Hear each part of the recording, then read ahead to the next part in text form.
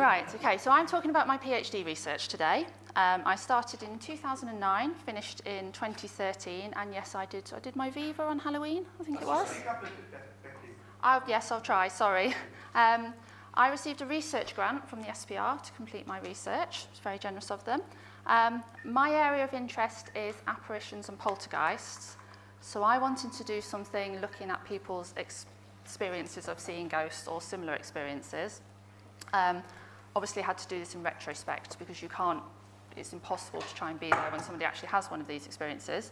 So I decided that I wanted to base my research on the census of hallucinations.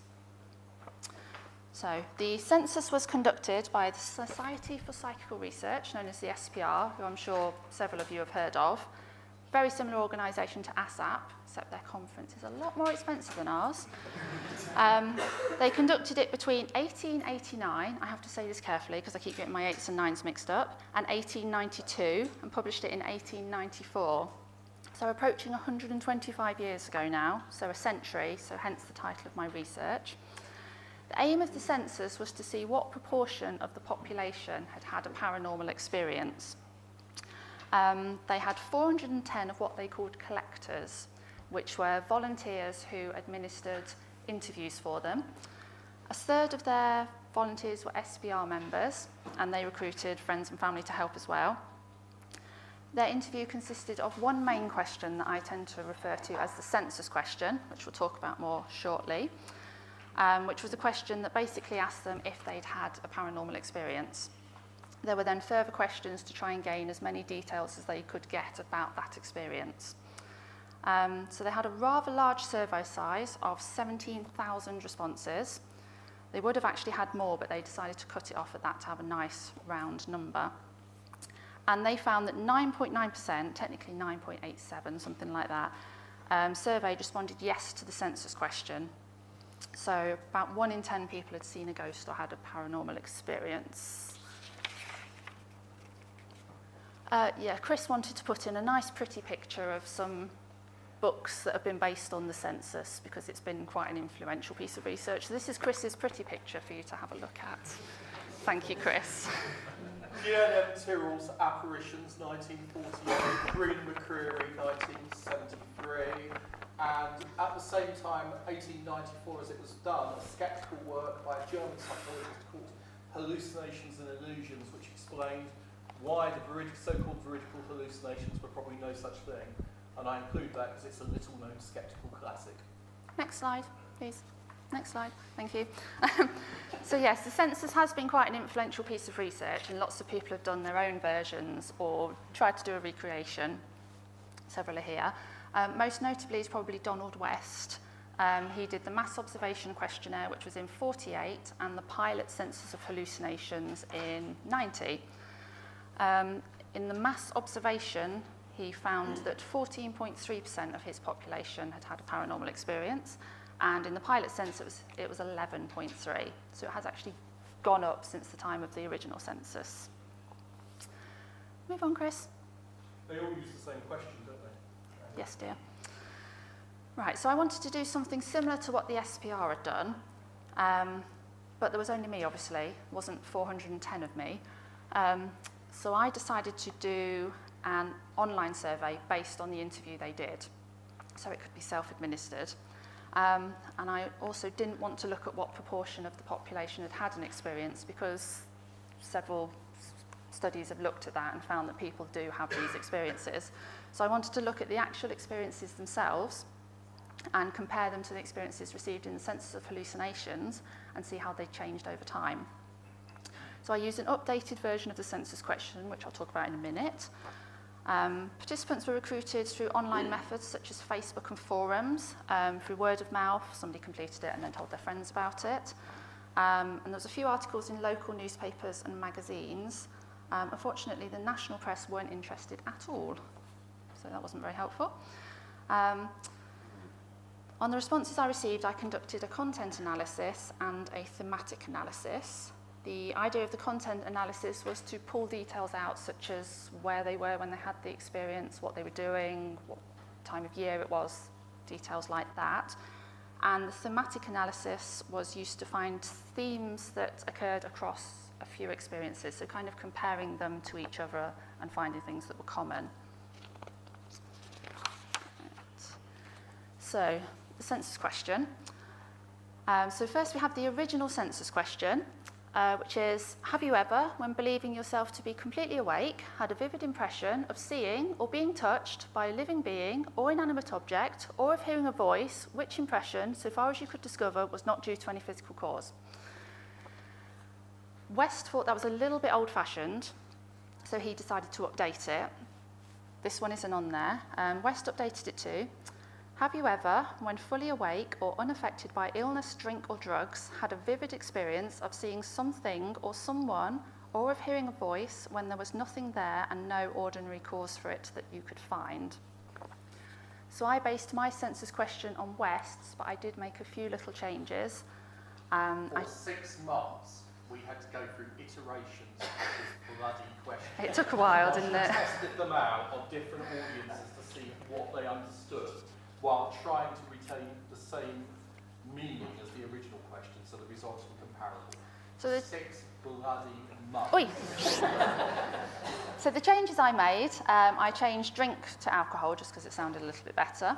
I removed vivid because not all experiences you could necessarily say are vivid. Some might be hazy or they might not remember it very well, and I didn't want people to not submit experiences because they didn't think it was vivid enough to count for the question.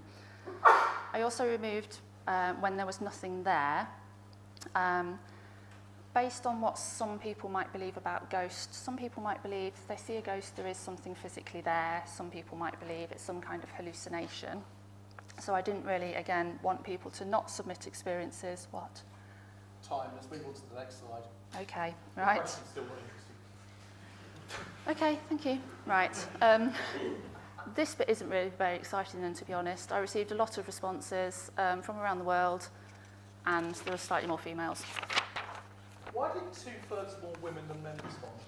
Because a friend of mine was on a mum's forum. She found somebody had put a paranormal experience, so I hopped on and put the survey link, and then that turned out to be one of my biggest referrals. The SPR tried to randomly select their audiences. You went for a self-selecting audience, which is why you weren't very high numbers. Yes. So you only So I only wanted people who'd had an experience. Who answered yes to that question. Yes. No, we can't do that. Carry on. You've been told. By the way, she's my partner, so we've done this. Right. She knows every Friday night. Yeah, it's a good question. So this is some of my themes that I identified. I'm not going to hang around on those too much. They're not very interesting, and we've got some more interesting stuff coming up. So, what's the next slide? Is it what I think it is? Right, we are going to show you some clips from some films. So this is what films tell us about ghosts. This one's not too bad, so I won't give you a warning before this one. Are you playing it? You might need to, yeah, it's going. It's not very good quality, I'm afraid. Sorry about that.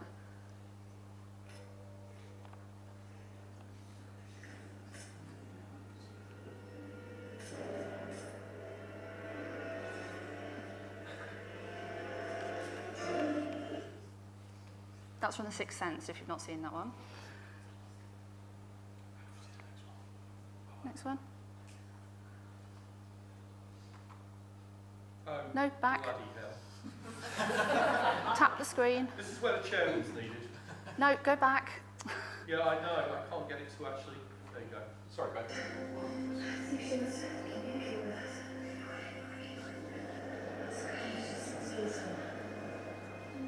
Hello. Oh, you're gorgeous. Hello, hi. My name is Erin Gilbert, Doctor of Particle Physics.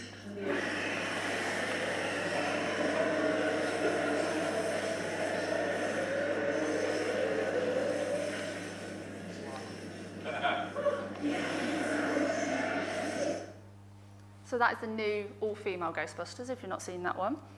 Can you manage the next one, Chris? I'll manage. Euphemism face. Oh. I think you paused it. No.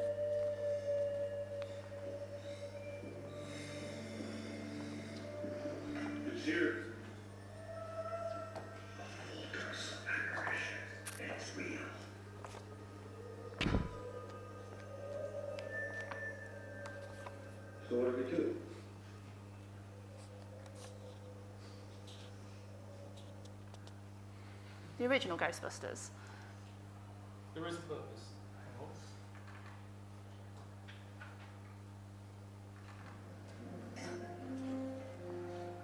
on. How are you? Welcome to Gryffindor.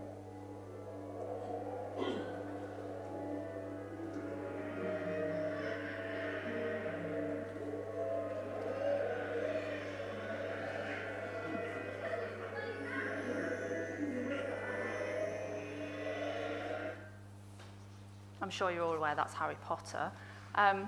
This one, if you're of a slightly nervous disposition, you might want to close your eyes for this one, maybe. No, back. Yeah, that's right. I'll try both.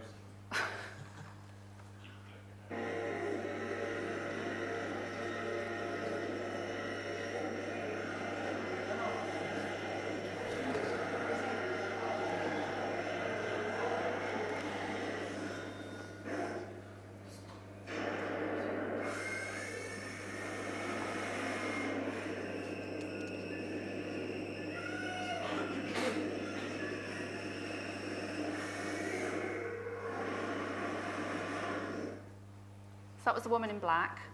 I'd say watch the play over the film for that one. This is the last one. The last one, thankfully.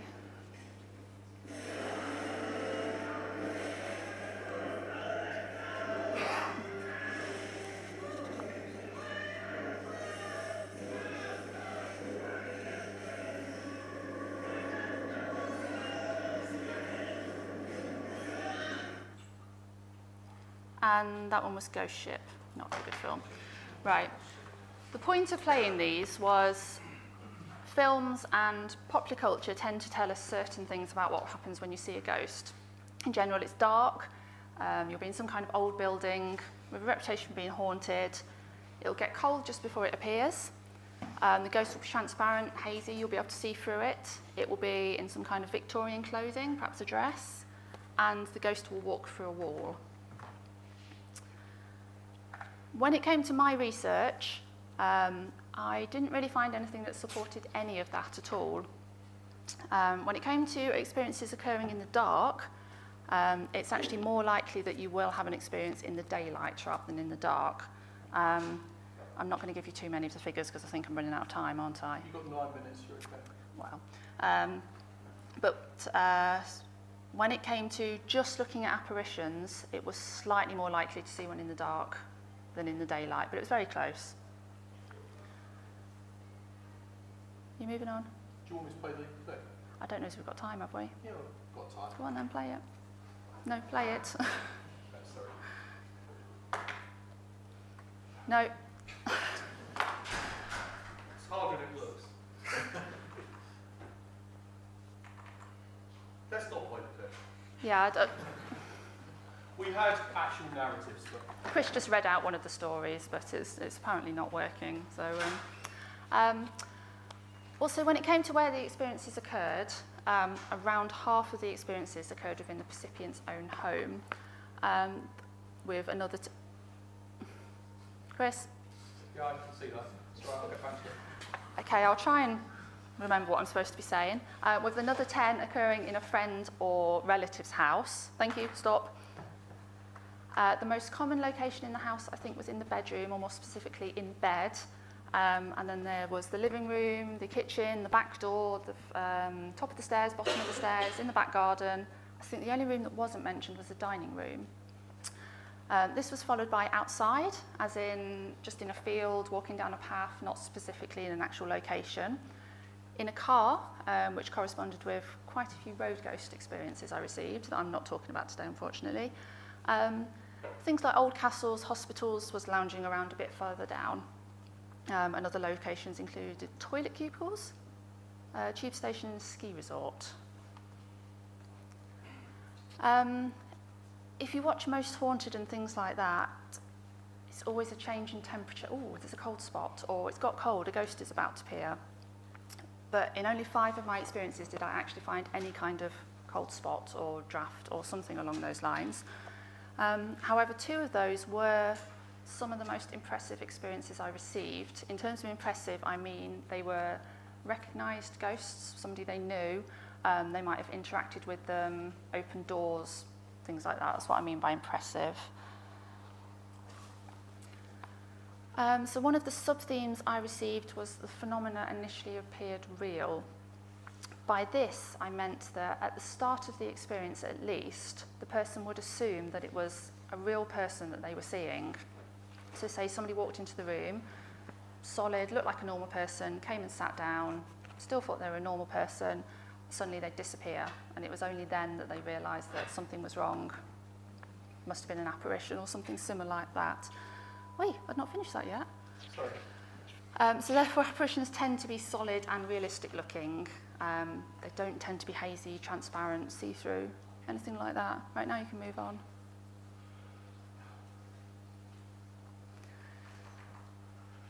Are you all right? Yeah, I've got it. Yeah, you sure? Yep. Right. 40 of my experiences featured details of the ghost's clothing, only around a quarter of them specified period clothing. There was a couple of Victorian ones, one Victorian or Edwardian, and 3 a little more specific. I think one was, he was wearing 50s swimming shorts, and one was a World War I soldier's uniform.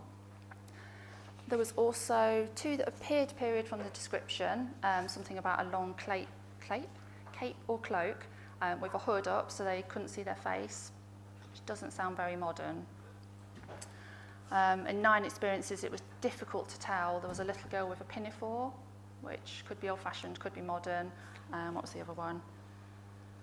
A trilby, which originates from the 19th century, was popular in the 60s, but it's also quite fashionable now. So if somebody says a trilby, you can't really tell what period that might have been from. And only 2 experiences featured a ghost that disappeared through a wall. In general, they would just disappear, seemed to be the main way, or they would fade in front of the person's eyes, something like that. They would look away, look back, and it wasn't there. That was another one, yeah. But only 2 actually disappeared through a wall. Little girl in a castle, I think it was, and somebody in a basement. Oh, ignore the title on this one. Yeah, I forgot to change that. So in general, my general results of my research, the experiences have remained consistent over time since the census. I found roughly the same kind of figures, roughly the same. They were statistically significant when tested. Yes. The same as they were in 1890. They also found that they tended to wear modern clothing, obviously modern for 100 years ago. They're pretty much exactly the same over time. So traditional assumptions regarding what ghosts are like appear to be incorrect, and I'm not sure why they're still incorrect when the census found the same as me over 100 years ago. Crisis apparitions are still reported. If you're not quite sure what a crisis apparition is, that's one that might appear to somebody when a friend is dying, say, their apparition might appear to them. I didn't think I would receive any in my research, because with mobile phones, telephones, you can pretty much let somebody know instantly now if somebody has passed away. But I did receive a few, which I was quite surprised about. Telepathic theories are not strongly supported by the evidence. The SPR liked their telepathic theories and liked to try and shoehorn everything into them, but there doesn't seem to be an awful lot of evidence for those. Stone tape theory is also not supported. I didn't receive many where the ghosts seem to do the same thing repeatedly over and over again as if it was a recording. But 50% of the visual apparitions you received seem to be interacting with their environment or aware of I the was city. just going to say that. Thank you very much. I So, thought you'd forgotten that bit, didn't I? no, in general, they did seem to interact with things, open doors, sit down on things, look at people, talk to people, which stone tape can't really explain. There are lots of theories for apparitions, but there doesn't seem to be one single theory that can explain all apparitions. Different types maybe, but not all of them.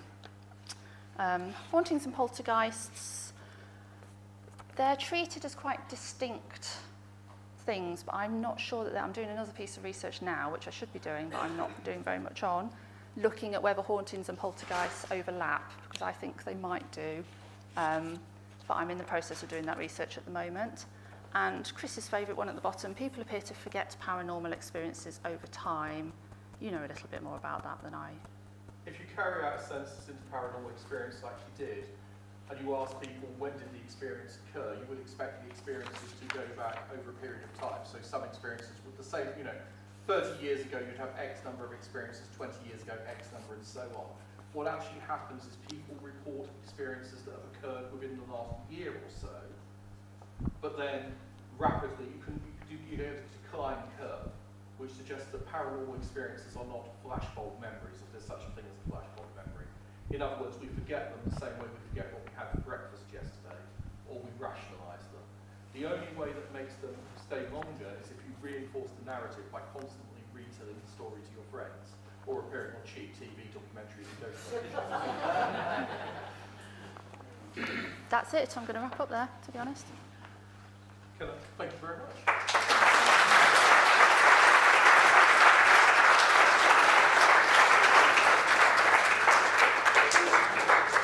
12:30.